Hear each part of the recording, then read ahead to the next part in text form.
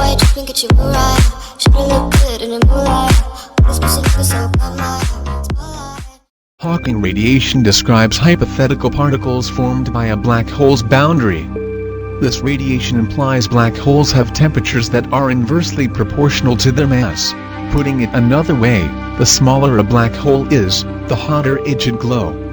Although it has never been directly observed, Hawking radiation is a prediction supported by combined models of general relativity and quantum mechanics. Whenever matter enters a black hole, it is effectively locked away from the rest of the universe. This also removes a measure of disorder, a characteristic physicists call entropy.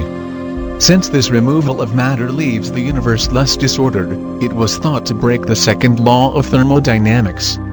A physics student from Princeton in the US named Jacob Bekenstein pointed out that the boundary surrounding the space most affected by a black hole's insane gravity, a surface called an event horizon, should increase in area whenever matter falls in. In 1975, Hawking published a shocking result. If one takes quantum theory into account, it seems that black holes are not quite black.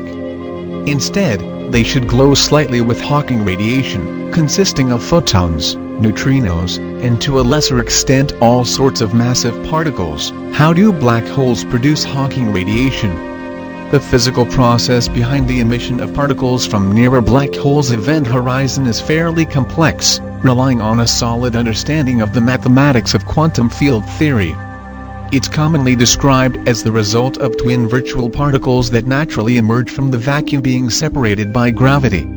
Usually they would recombine and cancel out, but in this case the split leaves one half of every pair to escape as actual radiation. In fact, Hawking's own popular explanation of the mathematics describes fleeting virtual particles affected by extreme gravity, with one half of the pair removing mass from the black hole thanks to extreme gravity providing the particle with negative energy. While we'd need a complete theory of gravity's role in quantum mechanics to map this interaction properly, Hawking's conclusions show how curved space can upset the mix of quantum properties in the fields near an event horizon, to the point that black holes scatter some features while leaving others intact. It's these intact properties that resemble specific temperatures of radiation, and can cause a black hole to shrink.